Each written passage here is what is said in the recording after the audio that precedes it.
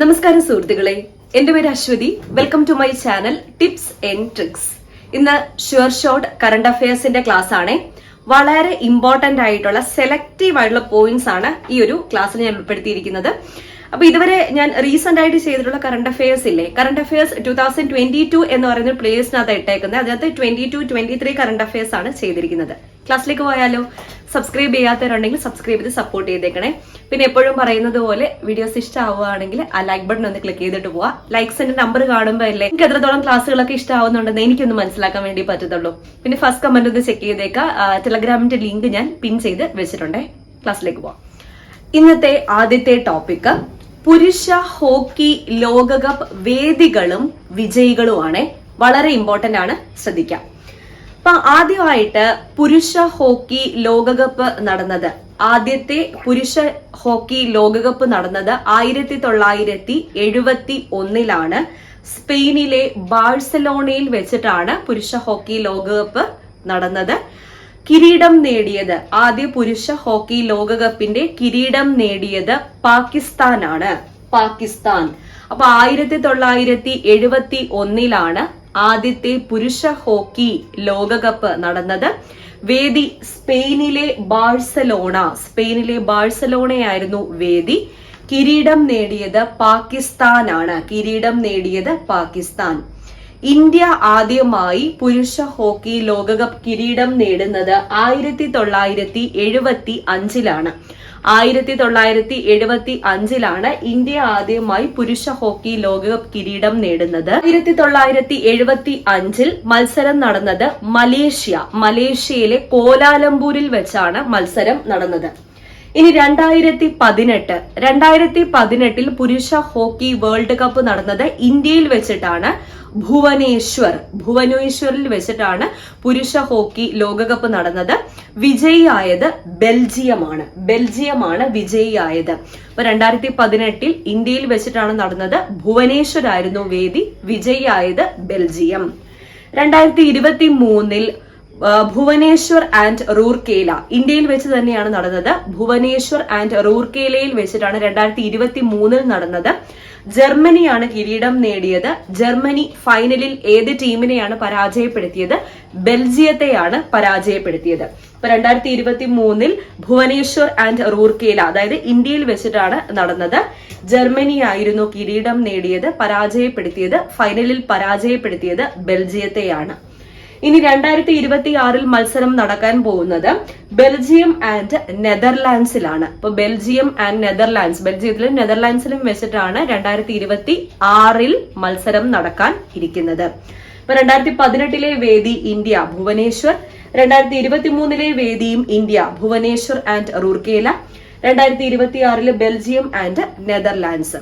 ഇനി ഏറ്റവും കൂടുതൽ തവണ പുരുഷ ഹോക്കി ലോകകപ്പ് കിരീടം നേടിയ രാജ്യം ഏതാണ്? പാകിസ്ഥാനാണ്. പാകിസ്ഥാൻ 4 തവണയാണ് ഇതുവരെയ്ക്കും പുരുഷ ഹോക്കി ലോകകപ്പ് കിരീടം നേടിയത്. ആദ്യത്തെ കിരീടം നേടിയത് പാകിസ്ഥാനാണെന്ന് പറഞ്ഞു 1971, രണ്ടാമത് 1978, മൂന്നാമത് 82, നാലാമത് 94. നാലാമത് 4 തന്നെയാണ്, 94.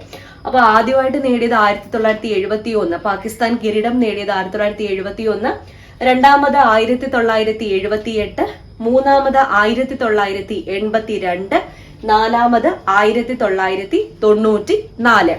ഒന്നുകൂടെ റിവൈസ് ചെയ്യട്ടെ. അപ്പൊ 1971 ആദ്യത്തെ പുരുഷ ഹോക്കി വേൾഡ് കപ്പ് നടക്കുന്നത്. സ്പെയിനിലെ ബാഴ്സലോണയിൽ വെച്ചിട്ടാണ് നടന്നത്. വിജയിയായത് പാകിസ്ഥാനാണ്. ഏറ്റവും കൂടുതൽ തവണ കിരീടം നേടിയത് പാകിസ്ഥാൻ തന്നെയാണ്. 4 തവണയാണ് നേടിയത്. 1971, 78, 82, 94 എന്നീ വർഷങ്ങളിലാണ് പാകിസ്ഥാൻ കിരീടം നേടിയത്. ഇന്ത്യ ആദ്യമായി പുരുഷ ഹോക്കി വേൾഡ് കപ്പ് കിരീടം നേടുന്നത് 1975 മലേഷ്യ കോലാലംപൂരിൽ വെച്ചിട്ടാണ് മത്സരം നടന്നത്. 2018 വേദി ഭുവനേശ്വർ, ഇന്ത്യ. കിരീടം നേടിയത് Belgium. 2023 India Bhubaneswar and Rourkela. കിരീടം നേടിയത് ജർമ്മനിയാണ്. പരാജയപ്പെടുത്തിയത് ബെൽജിയത്തെയാണ്. ഫൈനലിൽ പരാജയപ്പെടുത്തിയത് ബെൽജിയത്തെയാണ്. 2026 മത്സരം നടക്കാൻ പോകുന്നത് ബെൽജിയം ആൻഡ് നെതർലാൻഡ്സ്. ഓക്കെ, അപ്പൊ ഈ ടോപ്പിക് ക്ലിയർ അല്ലേ? ഞാൻ നിങ്ങൾക്കൊരു ഓഫറിനെ പറ്റി ഒന്ന് പറയാം. ഇന്ത്യയിലെ നമ്പർ 1 ഓൺലൈൻ എഡ്യൂക്കേഷൻ പ്ലാറ്റ്ഫോമായ അൺഅക്കാഡമിയെ പറ്റി എല്ലാവരും കേട്ടിട്ടുണ്ടായിരിക്കുമല്ലോ. അൺഅക്കാഡമി ഇപ്പോ പുതിയ ലേണേഴ്സിന് വേണ്ടിയിട്ട്, നിങ്ങളൊരു ഫ്രഷർ ആണെങ്കിൽ, ഒരു ഫ്രഷ് ലേണർ ആണെങ്കിൽ നിങ്ങൾക്കൊരു കിഡിലൻ ഓപ്പർച്യൂണിറ്റി കൊണ്ടുവന്നേക്കുവാണേ. ഇപ്പൊ മെയ് 1 മുതൽ 5 വരെയാണ് ഈ ഒരു ഓപ്പർച്യൂണിറ്റി ഉള്ളത്. നിങ്ങൾ പുതിയ ലേണർ ആണെങ്കിൽ നിങ്ങൾക്ക് അൺഅക്കാഡമിയുടെ ടോപ്പ് ഫീച്ചർ ആയ പ്ലസ് സബ്സ്ക്രിപ്ഷൻ, അതായത് ടോപ്പ് എഡ്യൂക്കേറ്റേഴ്സ് നയിക്കുന്ന ലൈവ് ക്ലാസ്സുകൾ ഫ്രീ ആയിട്ട് തന്നെ, പ്ലസ് ക്ലാസ്സുകൾ നിങ്ങൾക്ക് ഫ്രീ ആയിട്ട് തന്നെ കാണാൻ വേണ്ടി പറ്റും, അതും 7 ദിവസത്തേക്ക്. അപ്പോൾ നിങ്ങൾ ഫ്രഷർ ആണെങ്കിൽ, അപ്പോൾ ഫ്രഷ് ലേണർ ആണെങ്കിൽ അൺഅക്കാഡമി ലോഗിൻ ചെയ്യൂ. 7 ദിവസത്തേക്ക് പ്ലസ് ക്ലാസ്സുകൾ ഫ്രീ ആയിട്ട് തന്നെ തികച്ചും സൗജന്യമായിട്ട് കാണാൻ വേണ്ടി പറ്റുന്നതായിരിക്കും. അതുപോലെ അവരുടെ PDF നോട്ട്സ് ഒക്കെ ഫ്രീ ആയിട്ട് തന്നെ കിട്ടുന്നതായിരിക്കും. സബ്സ്ക്രിപ്ഷൻ എടുക്കാനുള്ള ലിങ്കും കാര്യങ്ങളൊക്കെ ഞാൻ ഡിസ്ക്രിപ്ഷൻ ബോക്സിൽ കൊടുത്തേക്കാം, ചെക്ക് ചെയ്യോ. ഈ ഒരു ഓപ്പർച്യൂണിറ്റി മിസ്സാക്കരുതേ. അടുത്ത ടോപ്പിക്കിലേക്ക് പോവാം. അടുത്ത ടോപ്പിക്ക്, ഞാൻ കഴിഞ്ഞൊരു ക്ലാസ്സിലെ പ്രവാസി ഭാരതീയ ദിവസിന്റെ കാര്യം പറഞ്ഞിട്ടുണ്ടായിരുന്നു. അപ്പൊ 2023 17ാമത് പ്രവാസി ഭാരതീയ ദിവസാണ് ആഘോഷിച്ചത്. വേദി എവിടെയാന്നാ പറഞ്ഞേ? മധ്യപ്രദേശിലെ ഇൻഡോർ ആണെന്നും പറഞ്ഞിട്ടുണ്ടായിരുന്നു. അതിലെ മുഖ്യ അതിഥികൾ ആയിരുന്നത് ആരൊക്കെയാണ് അത് ഞാനന്ന് പറഞ്ഞില്ല. അപ്പൊ ഇവിടെ പറയാണ്, മുഖ്യ അതിഥികളായിരുന്നത് സുരിനാമിന്റെ പ്രസിഡന്റായ ചന്ദ്രിക പ്രസാദ് സന്തോഖിയും ഗയാനയുടെ പ്രസിഡന്റായ മുഹമ്മദ് ഇർഫാൻ അലിയുമായിരുന്നു. അപ്പൊ എന്താ പോയിന്റ്? 17ാമത് പ്രവാസി ഭാരതീയ ദിവസ്. പ്രവാസി ഭാരതീയ ദിവസ് മഹാത്മാഗാന്ധി ദക്ഷിണാഫ്രിക്കയിൽ നിന്ന് ഇന്ത്യയിലേക്ക് മടങ്ങിയെത്തിയതിന്റെ സ്മരണയ്ക്കാണ് എല്ലാ വർഷവും ജനുവരി മാസം 9 പ്രവാസി ഭാരതീയ ദിവസായിട്ട് ആചരിക്കുന്നത്. അപ്പൊ 2023 17ാമത് പ്രവാസി ഭാരതീയ ദിവസായിരുന്നു. വേദി, ഇതിന്റെ ആഘോഷങ്ങളൊക്കെ, ദിനാഘോഷങ്ങളൊക്കെ നടന്നത് മധ്യപ്രദേശിലെ ഇൻഡോറിൽ വെച്ചിട്ടാണ്. അപ്പൊ ഈ വർഷത്തെ അതിഥികളായിരുന്നത് സുരിനാമിന്റെ പ്രസിഡന്റായ ചന്ദ്രിക പ്രസാദ് സന്തോഖിയും ഗയാനയുടെ പ്രസിഡന്റായ മുഹമ്മദ് ഇർഫാൻ അലിയുമായിരുന്നു എന്നുള്ള പോയിന്റ് ഓർത്തിരിക്കാം. ഓക്കെ, അടുത്തത് ഓറിയോൺ. ഓറിയോൺ എന്നത് കഴിഞ്ഞൊരു ക്ലാസ്സിൽ ആർടെമിസ് 1 പറ്റി പറഞ്ഞിട്ടുണ്ടായിരുന്നില്ലേ? എന്താണ് ആർടെമിസ് 1? നാസയുടെ ചാന്ദ്ര ദൗത്യമാണ് ആർടെമിസ് 1. അപ്പൊ നാസയുടെ ചാന്ദ്ര ദൗത്യമായ ആർടെമിസ് 1 ചന്ദ്രന്റെ ഭ്രമണപഥത്തിൽ എത്തിക്കുന്ന ആളില്ലാ പേടകത്തിന്റെ പേരാണ് ഓറിയോൺ. ആളില്ലാ പേടകത്തിന്റെ പേരാണ് ഓറിയോൺ. അപ്പൊ നാസയുടെ ചാന്ദ്ര ദൗത്യമായ ആർടെമിസ് 1 ചന്ദ്രന്റെ ഭ്രമണപഥത്തിൽ എത്തിക്കുന്ന ആളില്ലാ പേടകത്തിന്റെ പേരാണ് ഓറിയോൺ. ഈ ആർടെമിസ് 1 വിക്ഷേപിച്ചത് എന്ന് 2022 നവംബർ മാസം 16-ാം തീയതിയാണ് ആർടെമിസ് 1 വിക്ഷേപിച്ചത്. ആർടെമിസ് 1 വിക്ഷേപിക്കാൻ ഉപയോഗിച്ച റോക്കറ്റിന്റെ പേരെന്താണ്? Space launch system. Space launch system എന്ന റോക്കറ്റ് ഉപയോഗിച്ചിട്ടാണ് ആർടെമിസ് 1 2022 നവംബർ മാസം 16-ന് വിക്ഷേപിച്ചത്. അപ്പൊ ഓറിയോൺ എന്നത് ആർടെമിസ് 1 ചന്ദ്രന്റെ ഭ്രമണപഥത്തിൽ എത്തിക്കുന്ന ആളില്ലാ പേടകമാണെന്ന് ഓർക്കുക. ഇനി ധനൂരി. ധനൂരി എന്നത് ഏത് രാജ്യത്തിന്റെ ആദ്യത്തെ ചാന്ദ്ര ദൗത്യമാണ്? ഇമ്പോർട്ടന്റ് ആണ്. ഏത് രാജ്യത്തിന്റെ ആദ്യത്തെ ചാന്ദ്ര ദൗത്യമാണ് ധനൂരി? ദക്ഷിണ കൊറിയ. ദക്ഷിണ കൊറിയ. ദക്ഷിണ കൊറിയയുടെ ആദ്യത്തെ ചാന്ദ്ര ദൗത്യമാണ് ഏത്? ധനൂരി. അപ്പൊ ഇവിടെ പറഞ്ഞത് പ്രവാസി ഭാരതീയ ദിവസ്, ഓറിയോൺ, ധനൂരി. Okay, clear. അടുത്ത പോയിന്റ്സ്. അടുത്ത ടോപ്പിക് 2023 അക്ബർ കക്കട്ടിൽ അവാർഡ്. 2023 അക്ബർ കക്കട്ടിൽ അവാർഡിന് അർഹനായത് സുഭാഷ് ചന്ദ്രനാണ്. ഇമ്പോർട്ടന്റ് ആണ്. സുഭാഷ് ചന്ദ്രന്റെ സമുദ്രശില എന്ന നോവലിനാണ് 2023 അക്ബർ കക്കട്ടിൽ പുരസ്കാരം ലഭിച്ചത്.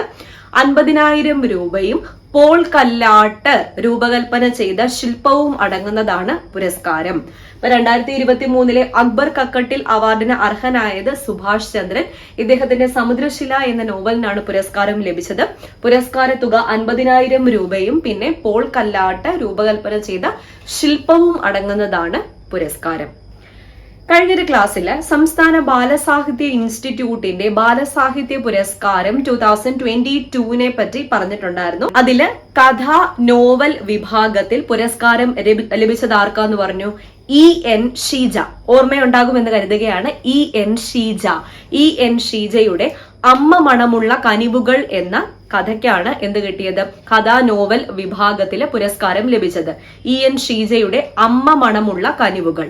ഇനി കവിതാ വിഭാഗത്തിൽ പുരസ്കാരം ലഭിച്ചത് ആർക്ക്?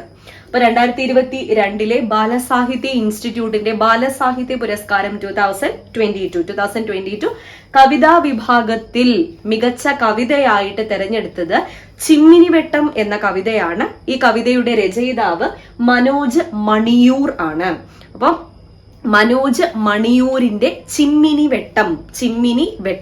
ചിമ്മിനിവെട്ടം എന്ന കവിതയ്ക്കാണ് പുരസ്കാരം ലഭിച്ചത്. മനോജ് മണിയൂര്.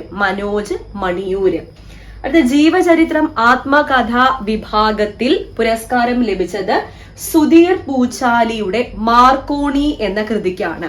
സുധീർ പൂച്ചാലിയുടെ മാർക്കോണി എന്ന കൃതിക്കാണ് ആത്മകഥ ജീവചരിത്രം എന്ന വിഭാഗത്തിൽ പുരസ്കാരം ലഭിച്ചത്. നാടക വിഭാഗത്തിൽ പുരസ്കാരം ലഭിച്ചത് ഡോക്ടർ നെത്തല്ലൂർ ഹരികൃഷ്ണനാണ്. ഇദ്ദേഹത്തിന്റെ കായലമ്മ എന്ന നാടകത്തിനാണ് പുരസ്കാരം ലഭിച്ചത്. കായലമ്മ എന്ന നാടകത്തിന്. അപ്പൊ സംസ്ഥാന ബാലസാഹിത്യ ഇൻസ്റ്റിറ്റ്യൂട്ടിന്റെ 2022 ബാലസാഹിത്യ പുരസ്കാരം മികച്ച കവിതാ വിഭാഗത്തിൽ പുരസ്കാരം ലഭിച്ചത് മനോജ് മണിയൂർ, ചിമ്മിനിവെട്ടം എന്ന കവിത. ജീവചരിത്രം ആത്മകഥ സുധീർ പൂച്ചാലിയുടെ മാർക്കോണി. പിന്നെ നാടകം ഡോക്ടർ നെത്തല്ലൂർ ഹരികൃഷ്ണന്റെ കായലമ്മ എന്ന നാടകത്തിനാണ് പുരസ്കാരം ലഭിച്ചത്. ഇത്രയും ക്ലിയർ അല്ലേ? അടുത്ത പോയിന്റ്സ് നോക്കാം. അടുത്തത് 2 വിയോഗങ്ങളാണ്.